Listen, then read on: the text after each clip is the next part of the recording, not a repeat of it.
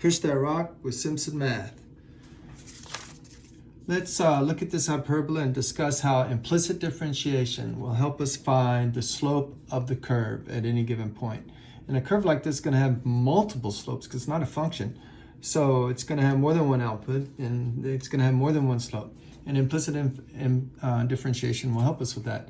Now, I'm first going to graph this, so we'll have a picture of it. And I like to divide everything through by this over here. I like to have a 1 on this side. That's just how I have this memorized. So it's x squared minus y squared over 4. And I like to have denominators here. So even if it had been 7 over 36, I'd rewrite it as 36 over 7. But luckily for me, 9 goes into 36 4 times. And we have a 1 here. And when the x is first, that means the vertices are on the x-axis. So that's helpful. And they're over, you look at this number and you take the square root. So 1, take the square root is 1, you go over 1 unit, and that's where the vertices are. Now the slope of the asymptotes is the square root of this, which is under y, so the square root of this will be my rise. This is under the x, so this will be my run, so square root of this. So square root of this is 2, square root of this is 1, so 2 over 1 is my rise over run. So up 2 and over 1, and there's one of my slopes, and the other one is there from here. So I'll get my little ruler out and just sketch a quick little asymptote there, and I'll sketch a quick little asymptote here, and there we go. And now I have a hyperbola that's taken off towards that and there, and it does the same over here, and that's all fine and dandy. And now what if I wanted to know the slope at, say, 2? So, well, there's a point here, and there's a point down, I'm missing it, down here.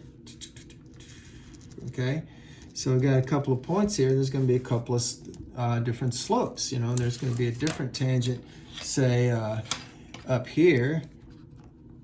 Maybe a tangent looks something like that, and then there's a tangent here, and I want to know the slope of the curve or the slope of those tangents. Well, I need to know this point maybe. Well, normally you don't. You just need to know the x value, plug it in the derivative. It's going to be helpful to know this point and this point. So I'll get it.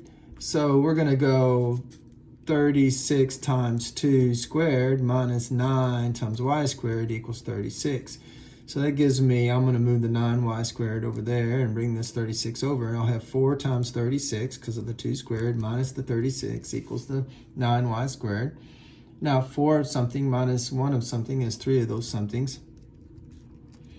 I'll divide by 9, and it goes into 36 4 times. And so we have 3 times 4 equals y squared. And now I'll take the square root of both sides. And when I do, to get y by itself, I'll have plus or minus the square root of 3 times 2, because the square root of 4 is 2, and then I have this square root of 3.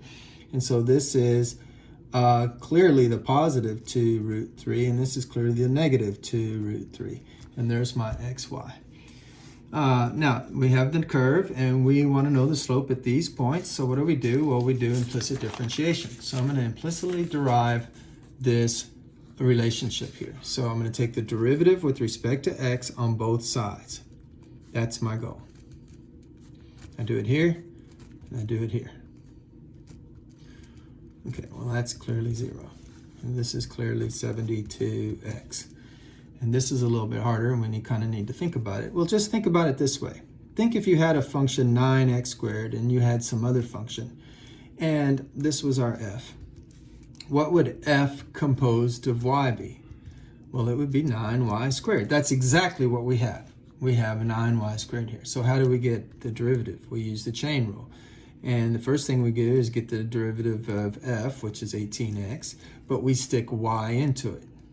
Okay, so we get 2 times 9, and then we get 18x when we take derivative of that, but we put y in.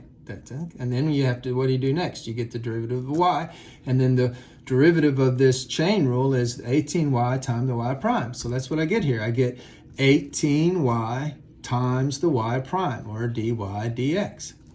Now I'm going to add this over and divide and solve for dy dx. So I'm going to have 72x is equal to 18y dy dx. And when I divide 18 into 72, I think I get 4x, and I divide by the y, and I have 4x divided by y is equal to the dy, sorry, I didn't write that out, over dx.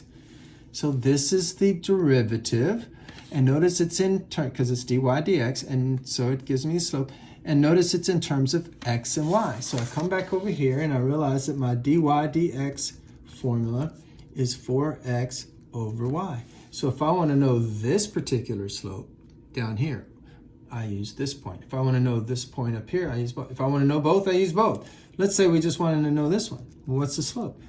Well, you plug in. You get 4 times the x, because the x is 2, over the y, and the y is negative 2 root 3. These go away, and so you're left with negative 4 over root 3. And that is the slope of the hyperbola. It's bottom branch when x is 2. On the top branch, the slope would just be the same thing because it's symmetrical, only positive. Math made simple. It's Simpson math.